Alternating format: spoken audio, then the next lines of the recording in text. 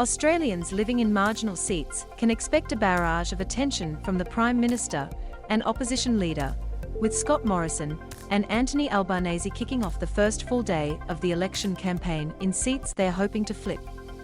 Key points. Scott Morrison called the election for May 21st. Scott Morrison called the election for May 21st. He is spending the first day on the NSW South Coast. He is spending the first day on the NSW South Coast. Opposition leader Anthony Albanese is campaigning in northern Tasmania.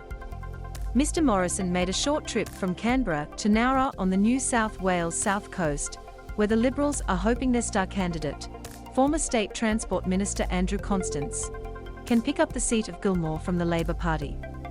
The ALP is eyeing northern Tasmania, with Mr. Albanese travelling to Launceston and expected to campaign in the seats of Bass and Braddon. The route to electoral victory lies in marginal seats, and with a 6-week campaign just starting, voters in those highly contested seats can expect multiple visits from the two men vying to lead the nation. Mr. Morrison meets with Governor-General David Hurley on Sunday to ask for a May 21st election. Mr. Morrison has acknowledged the campaign may be a trying time for some Australians.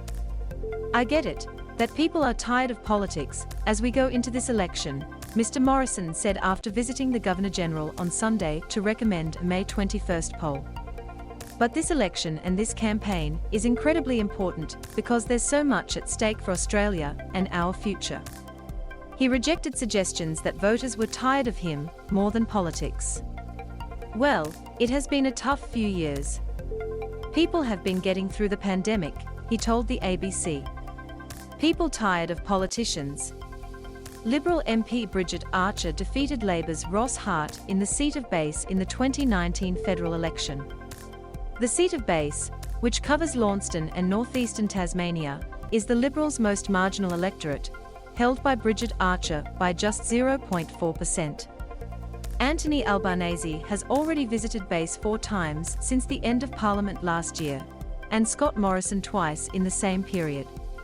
Professor Ariadne Vroman, a leading scholar of politics and public administration at the Australian National University, warned many voters would not be receptive to political pitches.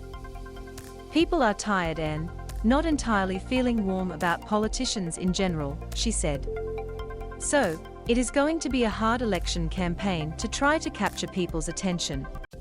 PM targets NSW seat of Gilmore.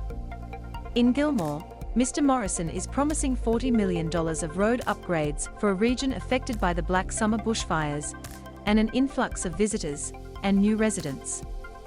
He credits Andrew Constance with convincing him to commit to the upgrades. His advocacy has ensured this $40 million investment will be delivered if our government is re-elected. Labor MP Fiona Phillips wrestled the seat from the Liberals at the last election and holds it with a small margin of 2.6%.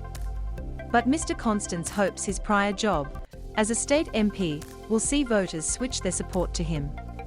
"Local communities across our region know that I'll always go into bat for them. That's my track record as a state member and what I want to keep delivering for Gilmore," he said. Mr. Albanese will announce $2.5 million for new support centres for children with communication difficulties and hearing impairments in Launceston and Hobart. M to mute, left and right arrows to seek, up and down arrows for volume. Watch 4 minutes 54 seconds 4 minutes and 54 seconds the key battlegrounds in the 2022 federal election.